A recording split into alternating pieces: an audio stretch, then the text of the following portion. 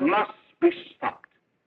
You and all other school parent groups about the country, and you must stand united on this and stamp out this frightful assassin of our youth. You can do it by bringing about compulsory education on the subject of narcotics in general, the dread marijuana in particular. That is the purpose of this meeting, ladies and gentlemen, to lay the foundation for a nationwide campaign by you to demand by law such compulsory education. Because it is only through enlightenment that this scourge can be wiped out. Out of the traffic in these drugs, a lawlessness that we can scarcely estimate has grown and is now flourishing. It exists in almost every city and hamlet in the country. It might be interesting and important for you to know some of the methods used in bringing these drugs into the country, and the work of the forces of law and order, which are daily combating the traffic, always at the risk of life, by their agents. This ceaseless fight against the drug traffic is directed by the Department of Narcotics, Washington.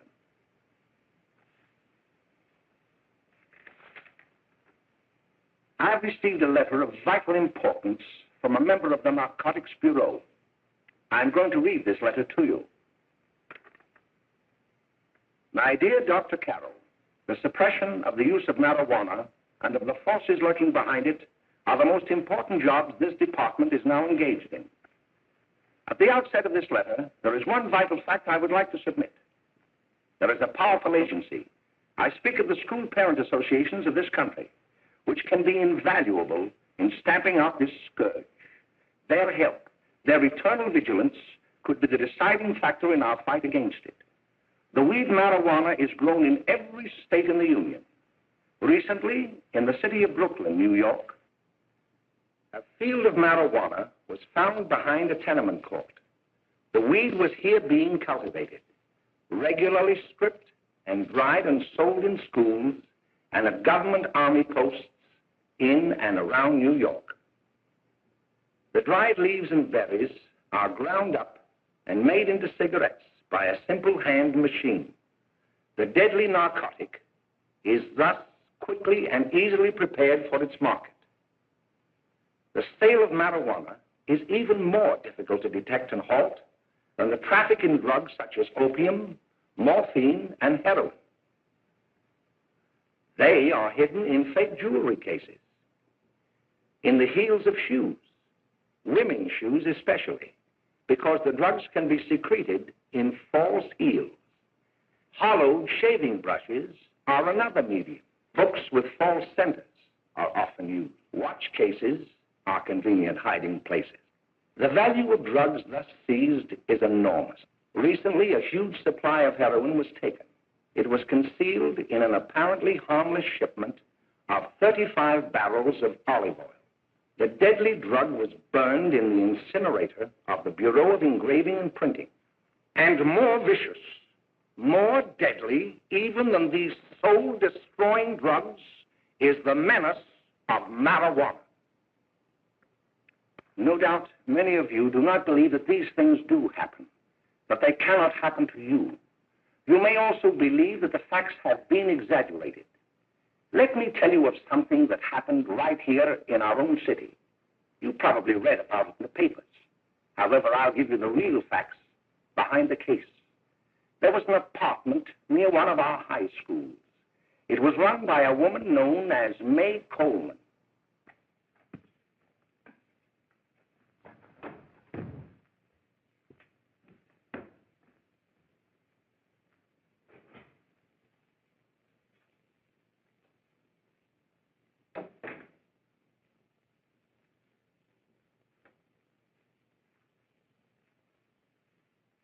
Hey, Come on, May, get up. What time is it? Time to get up and give this place a going over. Looks like the Marines had landed.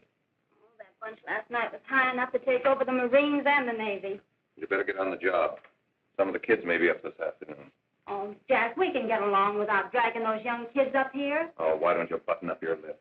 You're always squawking about something. You got more static than the radio.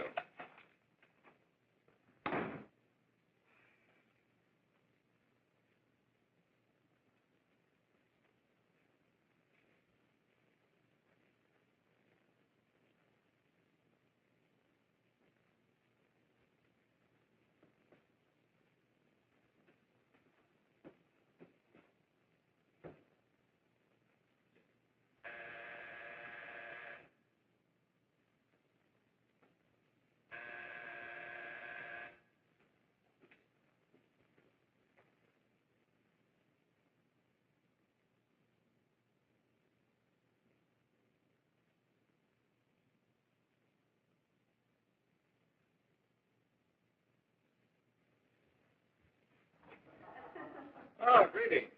Well, hello, fella. How are you? Fine. How are you? Come here. Come here. Glad to see you. Is the name? Should be right in. Just sit down and make yourself comfortable. Hey, what kind of a joint is this, Eddie? Oh, it's all right, Gwen. See, they probably had a party last night. Oh. A couple of your customers, May. Yeah? They're old enough to know what they're doing. Not like those young kids you bring up here. All right, all right. Listen, I'm going to blow. Where are you going? I got to make some deliveries, and I'll probably drop by Joe's place and bring back a couple of the kids. Oh, I wish you'd lay off those kids. Oh, why don't you get over their complex?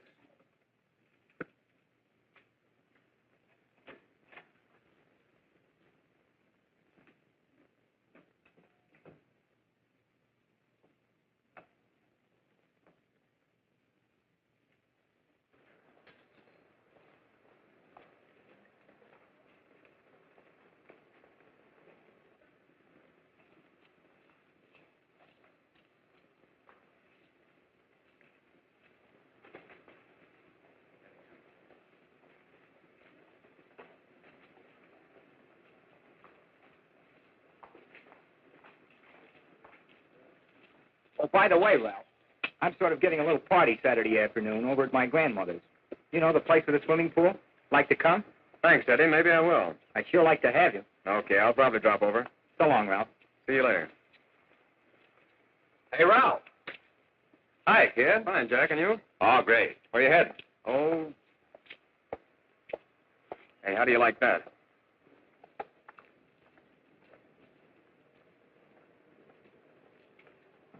That's the one I was telling you about. Very nice. I don't know why you want to make such a fuss over that Ralph Wiley. Oh, he's a swell swimmer. He made the freshman team that year he went to college. Yeah, and that lets him out. My dad knows his family. None of them were any good. Father and mother just got a divorce from Paris. Yeah? You know, Ralph runs around pretty much on his own. He's been in a couple of jams. Well, I only kind of say hello to him. I don't go around with him. Well, you better not. He's a little too old for it. That's what my dad said. Hello, Mary. How are you, Bill? How are you, Ralph? Oh, hello, Ralph. You know my brother Jimmy, don't you? How are you? Well, I'd like you to meet a friend of mine, Jack Perry. Mary, Bill. no, How do you do? Glad to know you. We're going over to Joe's place. Why don't you come along? we have a date to play a set of doubles. Oh, you can play anytime. Come on, we'll have some laughs. Oh, we can today, Ralph. Some other time. Can I go along with you? Sure. Hey, I'll see you at dinner, sis. Don't be late, Jimmy.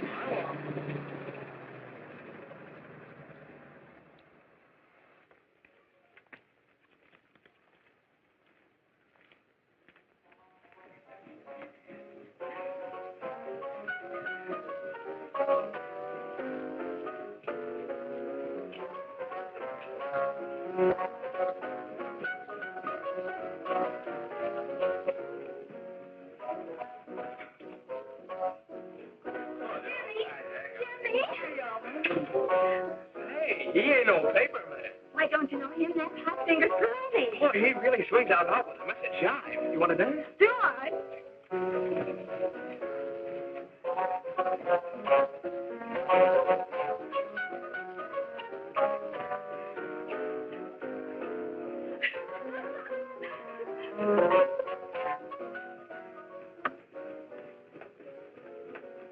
May's expecting us at the apartment a little later. Any new prospects? Maybe.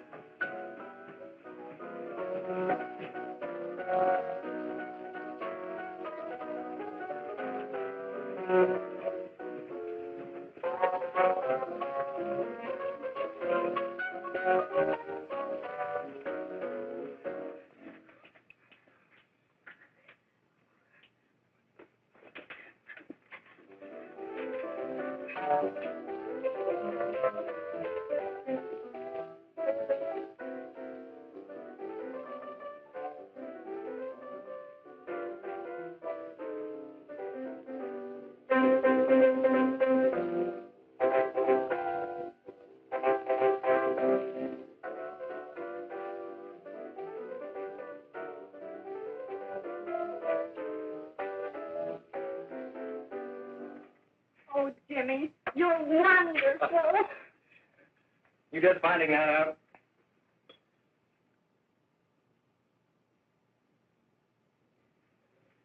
Why can't we go now? Sure. Hey, kids, we're having a little party up at my girlfriend's apartment. Wouldn't you like to come? Oh, I'd love to. You want to come, don't you, Jimmy? Oh, sure. Any place with you. Well, come on. We can all go in my car.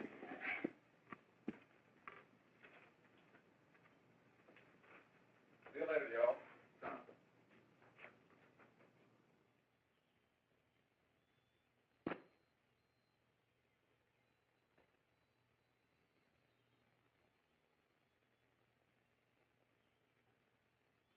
It's sweet of you to help me, Bill. Well, I'll try anything except domestic science. Why, Bill, don't you want to learn something about running your own home?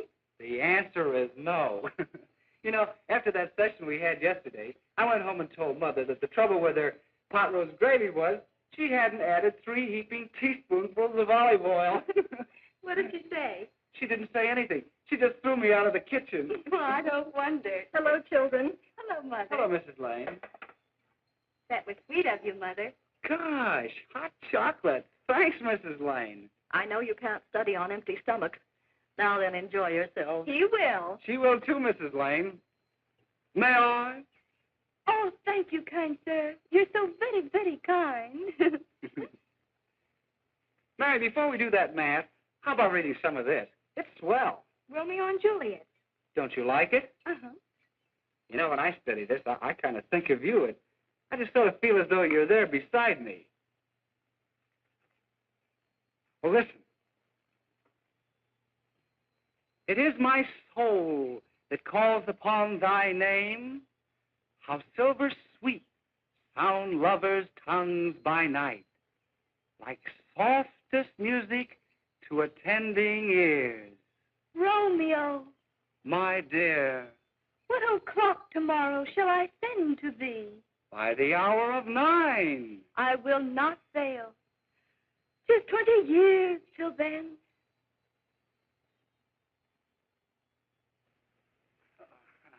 Well, I'll see you tonight, Mary. Bye, Mrs. Lane. Goodbye. Long Bill. song. Gosh, oh! Oh, Bill. I guess I'm all right. Well, bye.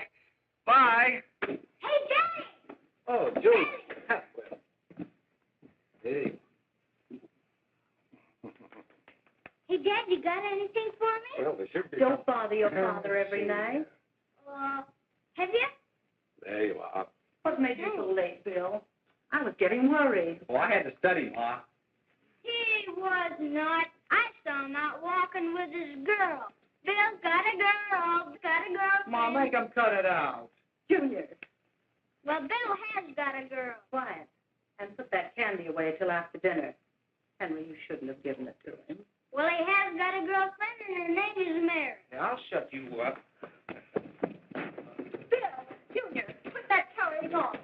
Junior. Oh, they're all right there, young. Mary's little hand. Mary's little hand. I didn't mean to Bill Anderson, did you? Oh, well, what I'm burned up about is that you didn't say Bill had a swell girl. Gee, it must be love. She'd have to be swell for you to like her. Uh-huh. Sounds like you want something. Come on, what is it? Well, it's my model airplane. It won't work. Gosh, Bill, you could fix it. Okay, I'll fix it. Yeah, here we are. You see?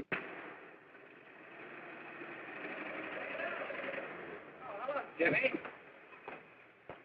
Mary told me to wait and tell her she had to go home. Her mother wanted her to go to the dressmaker with her. Oh, thanks, Jimmy. Must be getting grown up. I see Mary let you have the car. Yeah. I take you any place? Well, I wasn't going any place in particular. Well, then, how about driving me over to the Joe's place with me? I'll buy you a soda. I never drink that stuff. Oh, gee, I'll buy you something else. Okay, you're on the hook for one root beer. Well.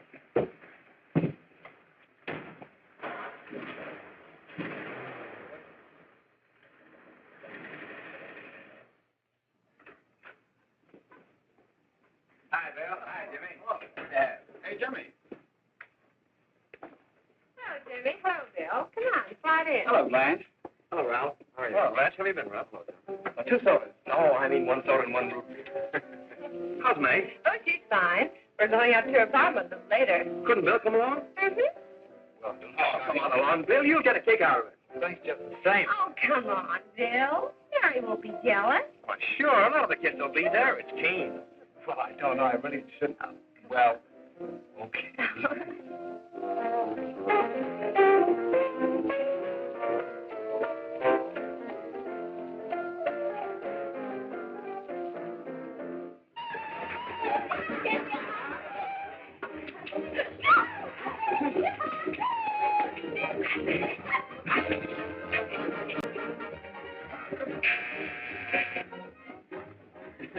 Hi, kid. Hello, Jack. What do you say? Yeah, come on in.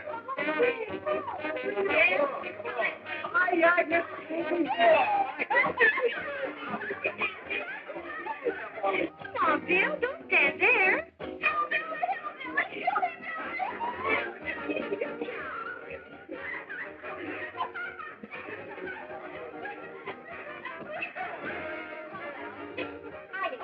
I'm Meg. This is Bill Harper. He's okay. Hello. Well, if you say so, it's all right with me. I'll be back in a minute. Hiya, kid. How you doing? There's a new one in today. Yeah, Bill Harper. He's all right. Liza's got herself quite a yen for him. Not bad. I didn't think she had that much taste. She knows what she's doing. She's got Ralph nuts about her, and now she's got her hooked up for this new kid.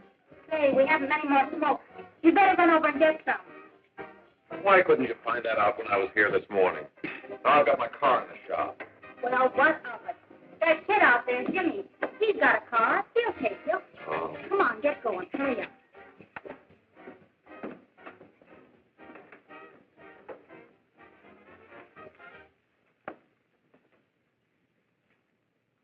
Hey, Jimmy.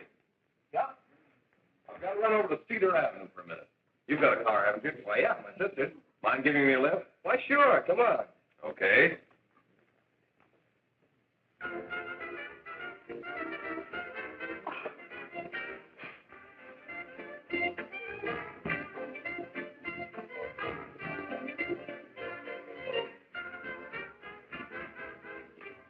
No, thank you. Well, here we are. Oh, thanks. Oh, May, don't forget me. I never forget you. Oh, here. If you want a good smoke, try one of these.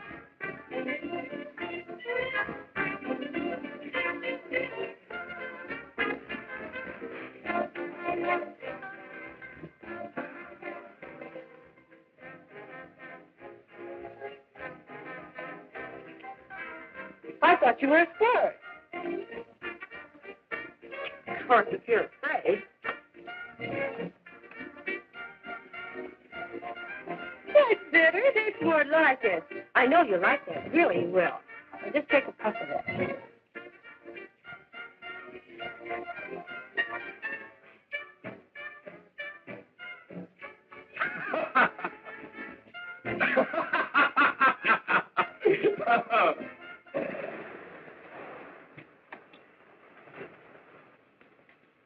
Just be a minute, kid. Hey, Jack, get me a cigarette before you go, will you?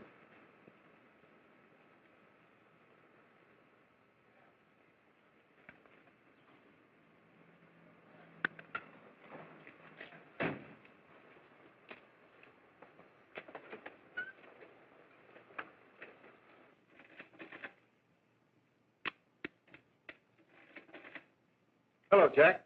Hi, boss. How's business? Getting better every day. Those kids sure go for it. Swell. Had to run over for a couple more cartons. Ran short today. All right. Yanni, pack 10 gross for Jack Perry. Who? Pete Daly. All right, send him in. It's all right, stay where you are.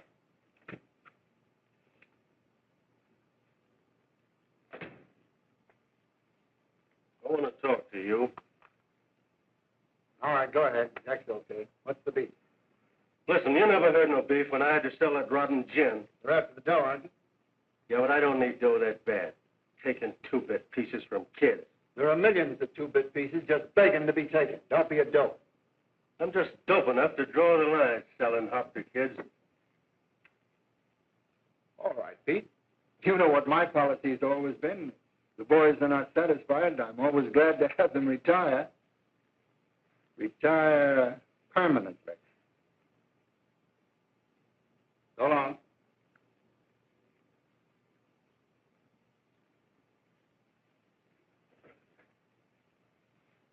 I only wish you had a couple of kids so I could... Get out!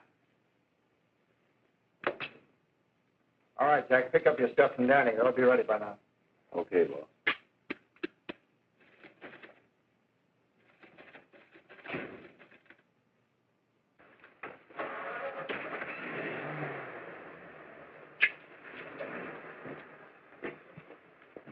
Let's go, Jack. I'm red hot.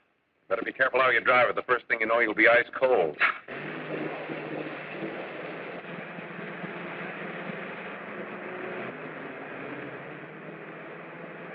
Take it easy, kid. Slow down. You'll kill somebody.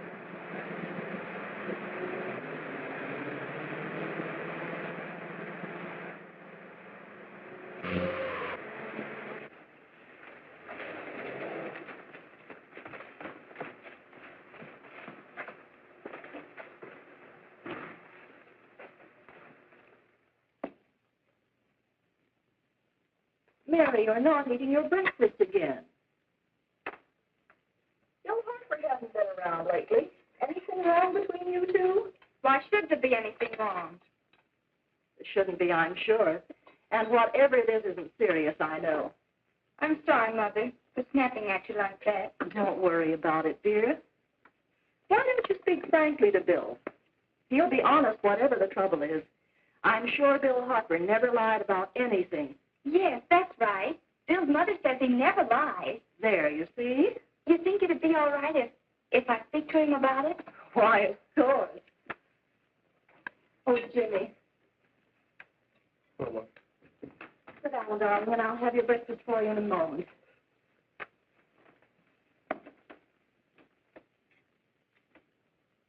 Jimmy, there's something worrying you. What have I got to worry about? Why don't you tell me? Well, for Pete's sake, don't start to cross-examine me, will you? I'm all right. Jimmy! Don't let Mother see you like that.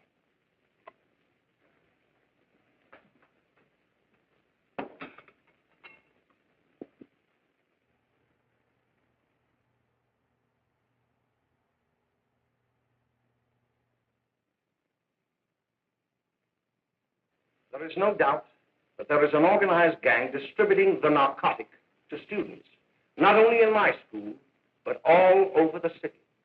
You government men have got to find some way to put an end to it. Of course, I agree with you, Dr. Carroll. But do you realize that marijuana is not like other forms of dope? You see, it grows wild in almost every state in the Union.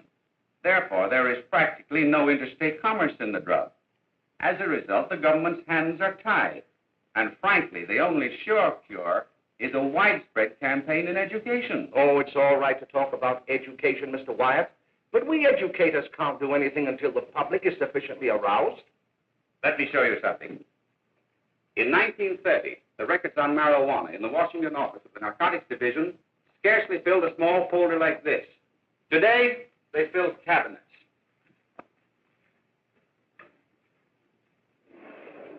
All these devoted to marijuana records. Here is an example.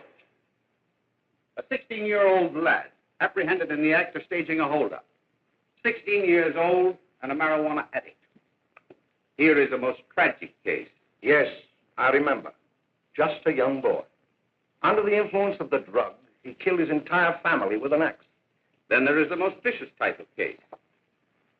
Here, in Michigan, a young girl, 17 years old, a reefer smoker, taken in a raid in the company with 5 young men. Here is a particularly flagrant case. Yes, I remember. The newspapers made quite a play of it. In West Virginia, wasn't it? Yes. And there are hundreds of them coming up, new ones every day. I'd like to take these records, if I may. I feel they would be of invaluable assistance to me in combating the evil in my school. You're very welcome, Dr. Carroll. Thank you. Sit down, Bill. There seems to be something wrong. What is it? You were always a fine student. You always had excellent grades. I guess the work is getting a little harder, Dr. Carroll. No, it isn't that. Bill, I'd like to help you. But of course I can't unless you let me. You're undermining your health. Well, there's nothing, Dr. Carroll. Really, there isn't. I'll study harder, honest. Honest? If you were being honest with me and honest with yourself, I'm afraid you'd tell me an entirely different story. Bill, I'm going to ask you a straightforward question. And I'd like to have a straightforward answer. Yes, sir. Isn't it true that you have, perhaps unwillingly, acquired a certain harmful habit through association with certain undesirable people? Well? No, sir, I haven't, Dr. Carroll. Well, that is, you see, I'm worried about something at home. All right, my boy. We'll just have to let it go at that. But remember, if you ever want to confide in me, no one will ever be the wiser. Thank you, Dr. Carroll.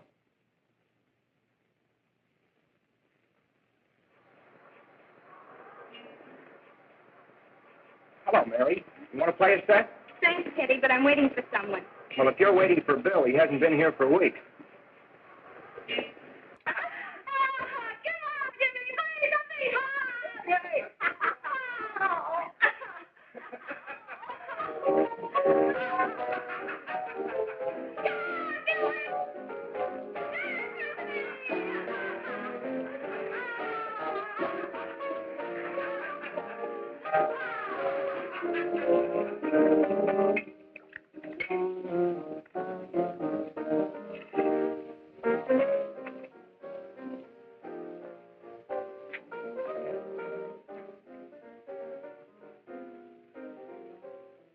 Doesn't take that new kid long to catch on. Don't take any of them long.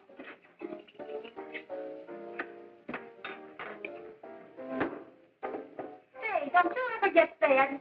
You're feeding me, can't you see?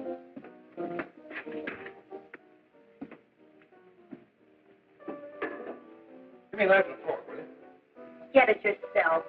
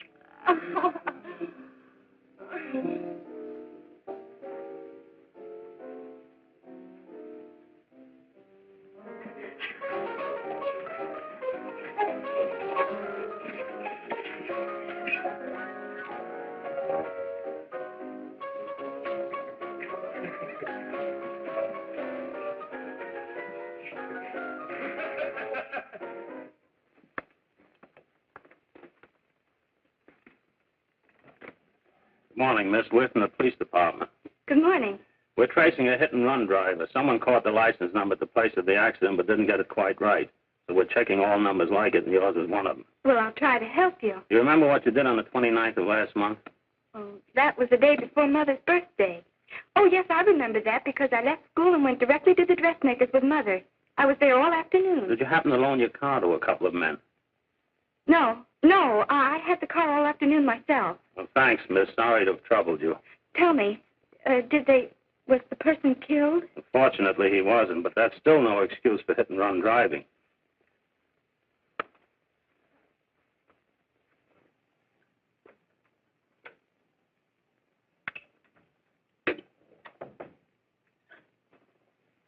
Has Jimmy Lane been here today? He was in. He went over to May's place. You know where that is. Well, he was going to wait for me here, so he didn't give me May's address. Are you sure Jimmy didn't leave any message for me? Mary? No, he didn't. But I guess you're okay. I'll write it down for you.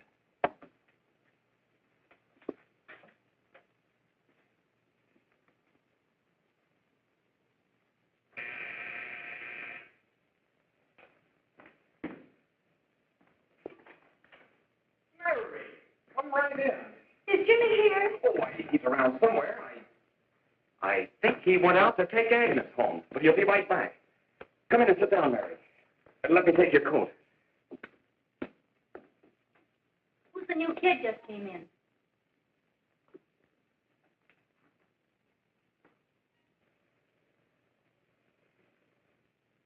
Oh, it's that gal that Ralph's gone overboard for. It's funny, we've never been able to get her up here before.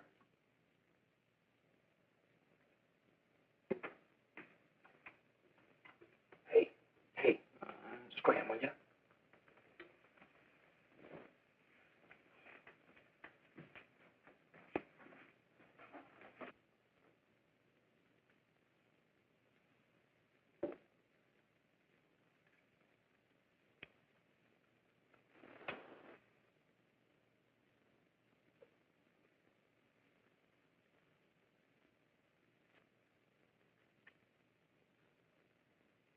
Smoke, Mary?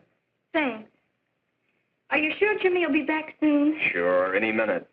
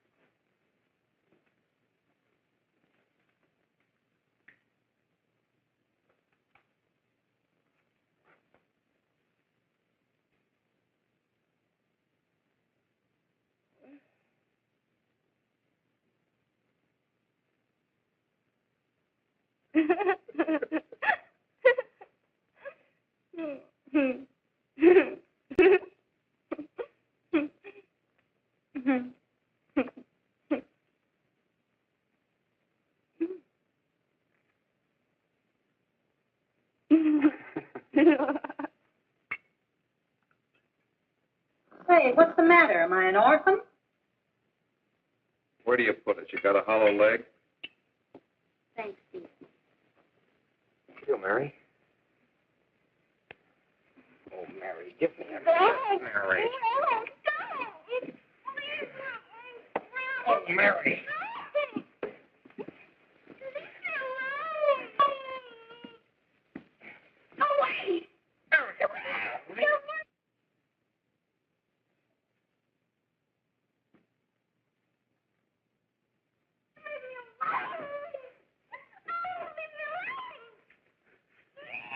Everything's all...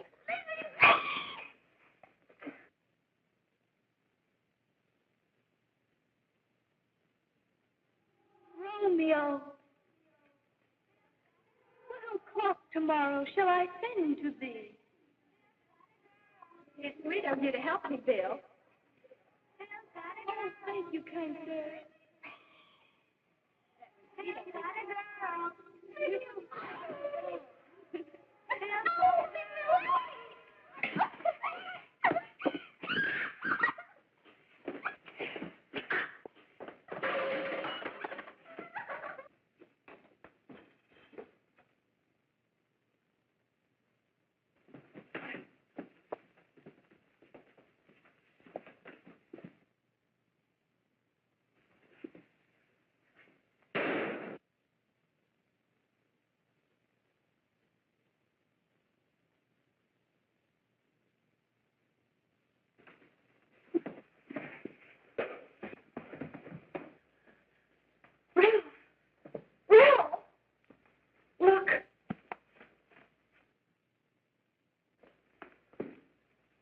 back. Is she all right?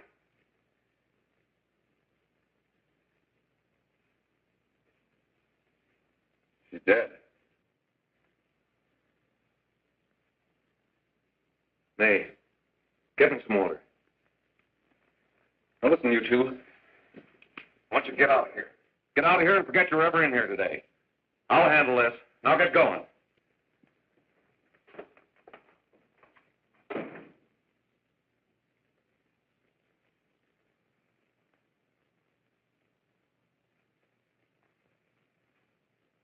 Give it to me.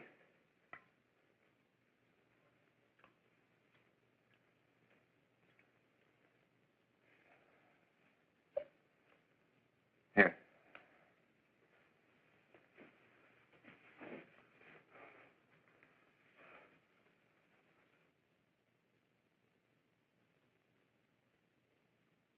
Harry.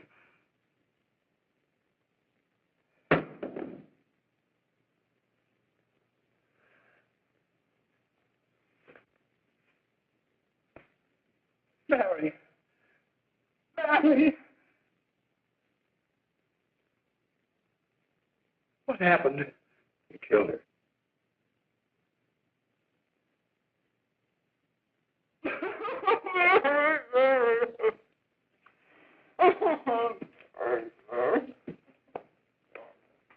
Look, after I scram, you call the cops. And this is your story. Remember it. These two kids came up here for a couple of beers. You were out in the kitchen, you heard the shot. When you got in here, that's what you found. Just stick to that story. Mary. Mary, speak to me. Mary.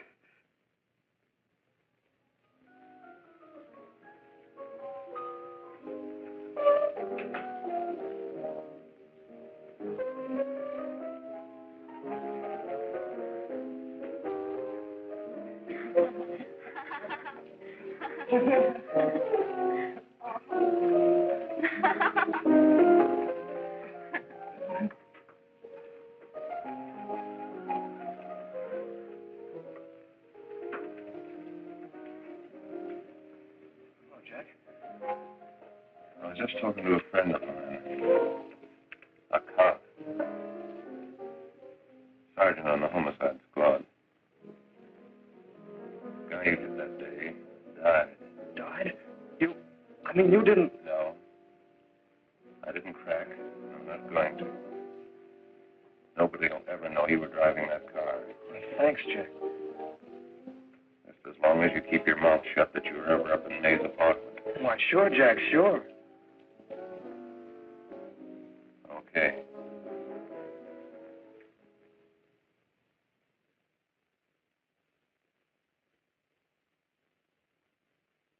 Your Honor, I'd like to recall Dr. Alfred Carroll to the stand. Call Dr. Alfred Carroll to the stand.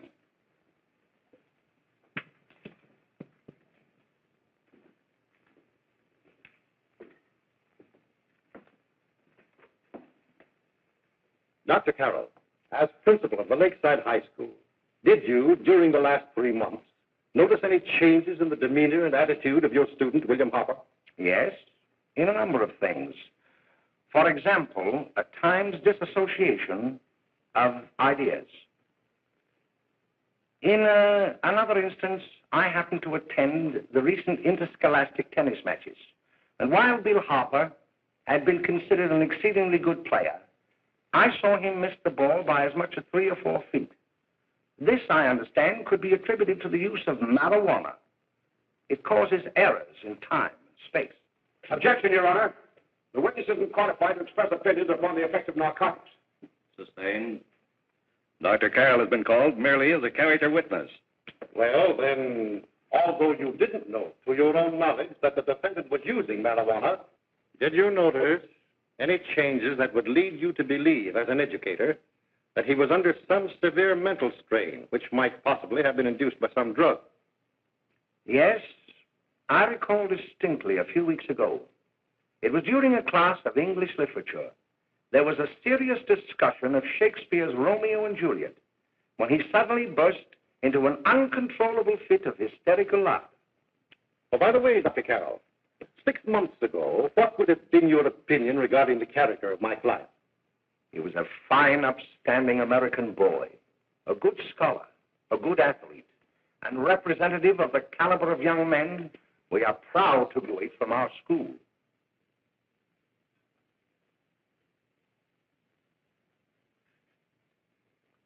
Oh, snap out of it, will you? It's not our fault. Why'd I ever bring him up there anyway? He's just a kid. I can't hang him. Shut up, shut up! Why don't you let yourself go? Talk. Go off your nuts and have me that way, too. It was his own fault, wasn't it? Shut up! They've got us hidden out, haven't they? The cops can't find us. Jack, I want to get out of this place. You're going to stay here as long as we have to keep those two out there undercover. Until the trial's over. Or the boss gets a better idea. But they're getting on my nerves. It can't last much longer. Not worried about her. We got to keep him gagged. He's about ready to crack. All you got to do is keep him from having too many reefers. Any day now, that punk will get hot. He'll probably spill and tell all he knows if he gets the chance.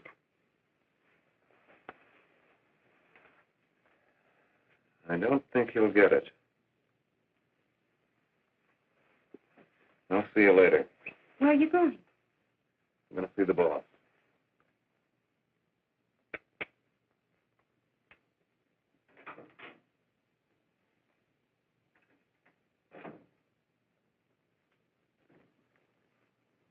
Hello, Jack.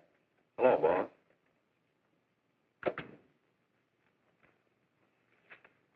What are we going to do about that Wiley guy? Still jittery, huh? I don't know what the punk's going to do. Keep feeding him those hot sticks. That's what May's been doing. That's no good. I got a hunch that he's due to crack when that Harper verdict comes in.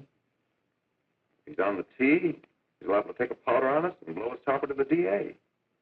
You mean you think we'd all be better off if he never heard the verdict?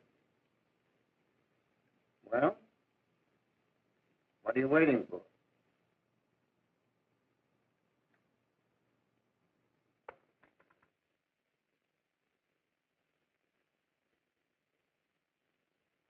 You, ladies and gentlemen of the jury, have a duty to perform. A duty to yourselves and to our community. Mary Lane is dead. The evidence you've heard at this trial could not have failed to convince you of the guilt of the defendant. By his own admission, he pressed the trigger of the weapon that sent lovely and innocent Mary Lane to a tragic and untimely death. We are not so much concerned about the motives behind the deed as to the deed itself. While the defendant has told you that he saw someone attacking Mary Lane, and that his mind went blank from that moment on, the defense has been unable to produce one witness to substantiate that statement. Ladies and gentlemen of the jury, you have heard able men testify at this trial, men who have tried to bring out the fact that the defendant might have become momentarily insane when he fired the shot that killed Mary Lane. But the defense has been unable to prove that he was insane. William Harper was sane when he visited the apartment where the tragedy occurred. He was in the habit of visiting the place. He was sane when he went into a bedroom with another young woman. You've all heard what went on in that room. You heard it from the defendant's own lips. Involved as he was in a tawdry love affair, Mary Lane was in the way. She had found him out. In a moment of anger, he deliberately and willfully killed her. If such deeds are permitted to go unpunished, this community would cease to be a decent and safe place for us or our children to live. I do not believe I have to plead or even demand that you bring in a verdict to punish the defendant for the crime that he has committed against society. You are upright citizens. That is why you were chosen to judge another. And as honest, upright citizens, there is only one verdict which you can find, and that is a verdict of guilty. And this court will be adjourned until the jury's verdict is reached.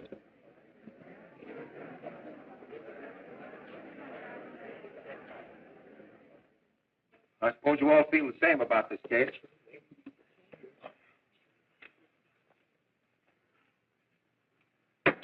But he might have been insane when he did it. No, he wasn't. He knew what he was doing.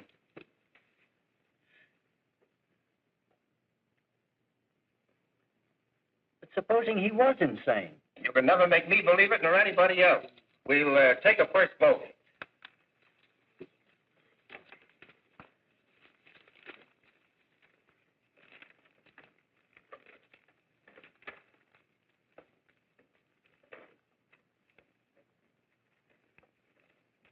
$11 for conviction, 1 for acquittal. But there's a reasonable doubt about the boy's sanity.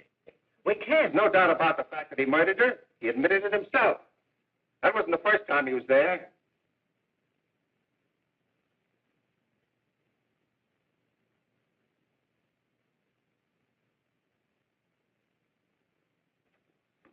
We got to make an example before boys like that contaminate all of our children.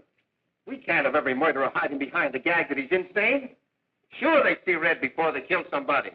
But whose fault is it?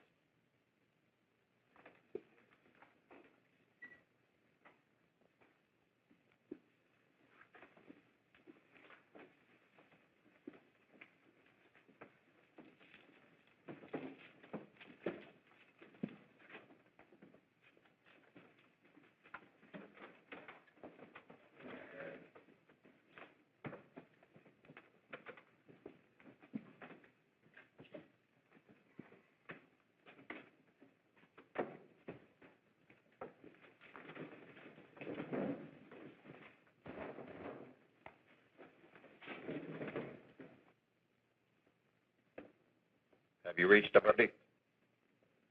We have. The defendant will rise.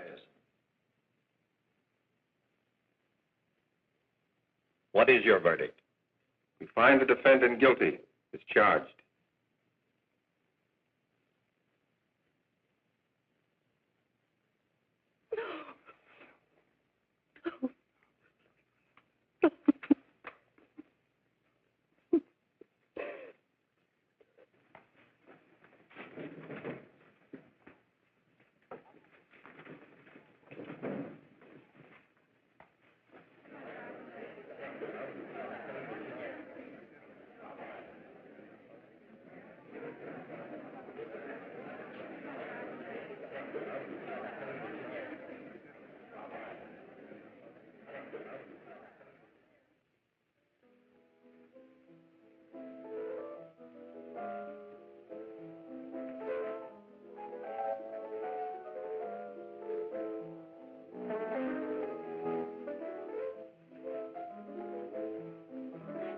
Racket, stop it.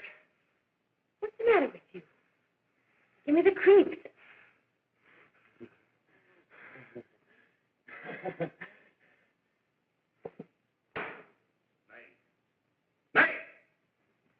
What do you want? Bring me some reefers.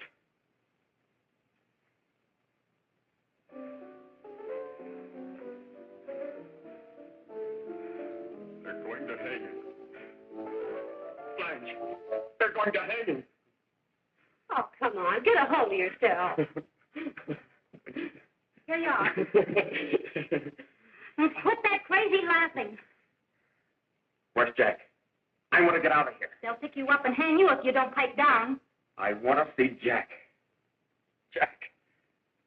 I want to see Jack. Jack. You'd better quiet him. I can't do anything with him.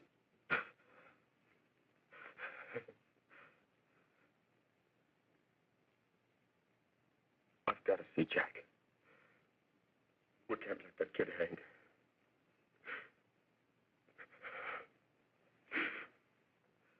He'll be here.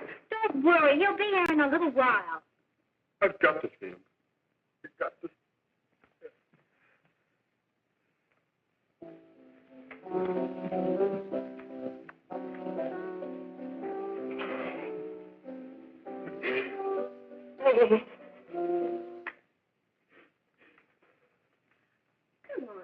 darling. Everything will be over soon. You want me to play something for you? Yeah. Yeah, that's it. Play something. All right. Come on.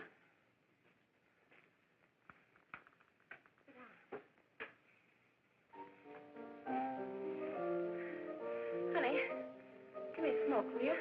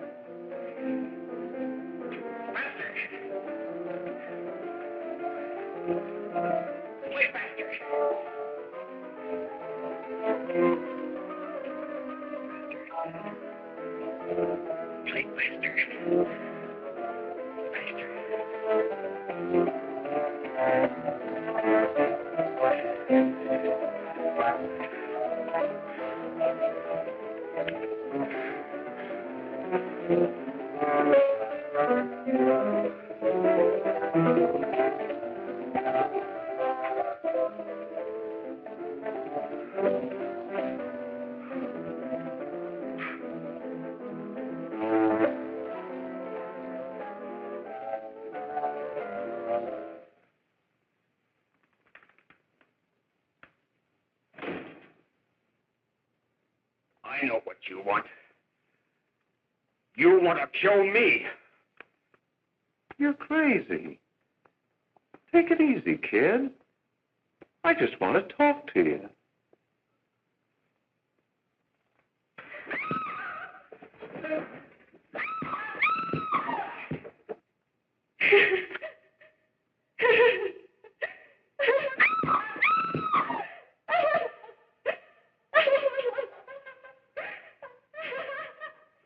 Hurry. There's a terrible fight going on. Yes. Apartment 32.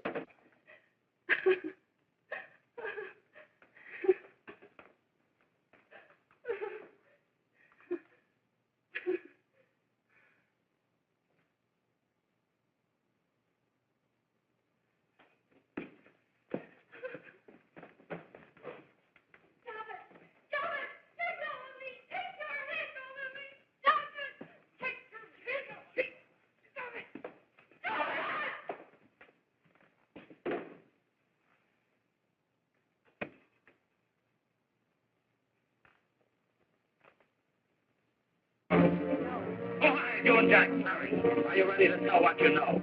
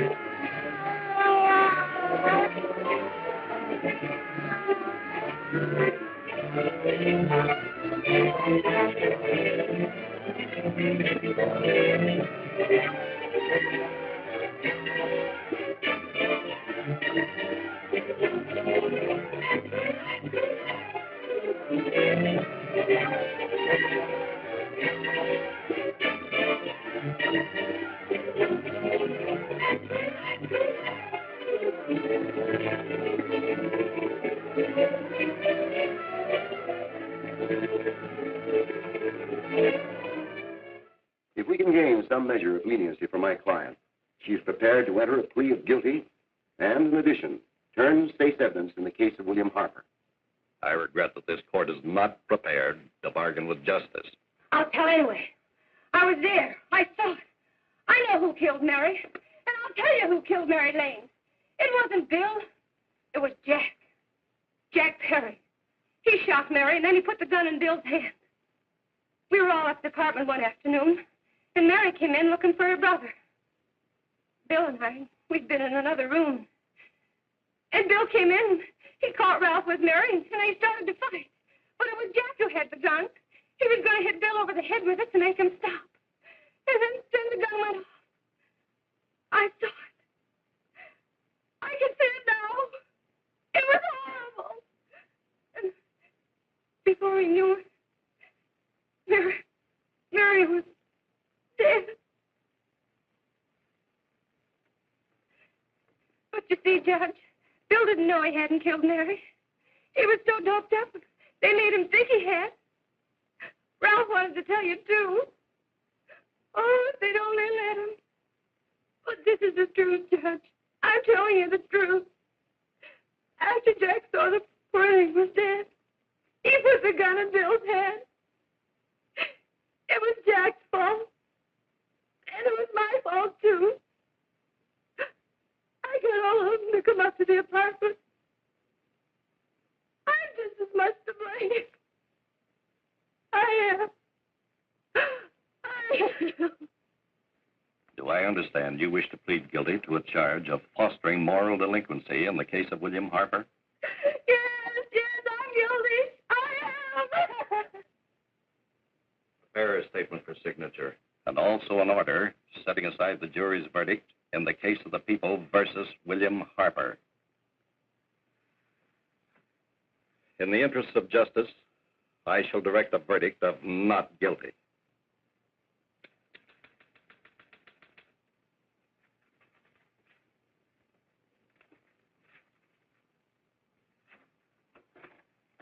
Sign here, please.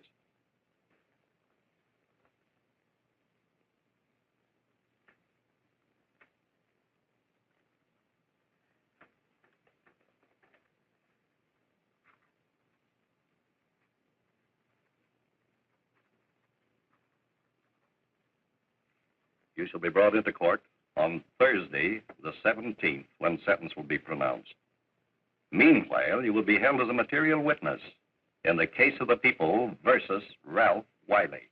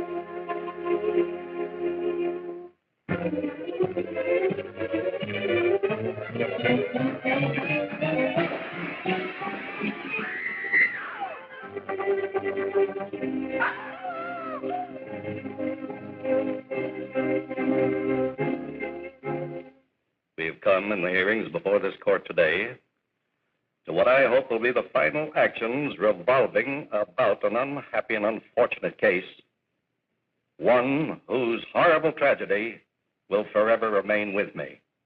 I am happy to have been enabled, before it was too late, to order the verdict of the jury in the case of the people versus William Harper to be set aside. But, young man, although this court is convinced that to declare you guilty would have been a gross miscarriage of justice, we cannot condone your acts. And we can express only the hope that your experiences may not alone keep you, but thousands of others from the vicious pitfalls of marijuana.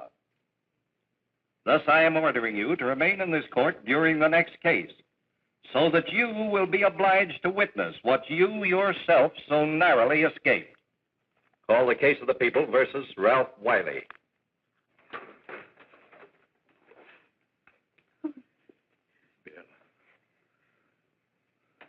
Bill.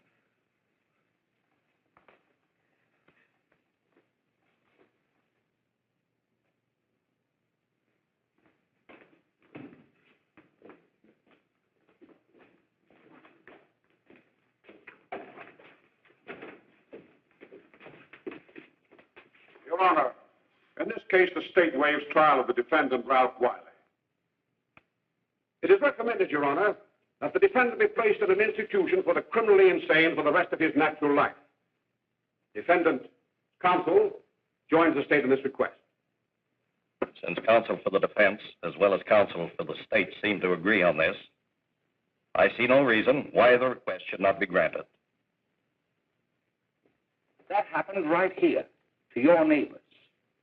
It is not too much to say that in your hands lies the possibility of averting other tragedies like it. We must work untiringly so that our children are obliged to learn the truth, because it is only through knowledge that we can safely protect them. Failing this, the next tragedy may be that of your daughter, or your son, or yours, or yours, or yours.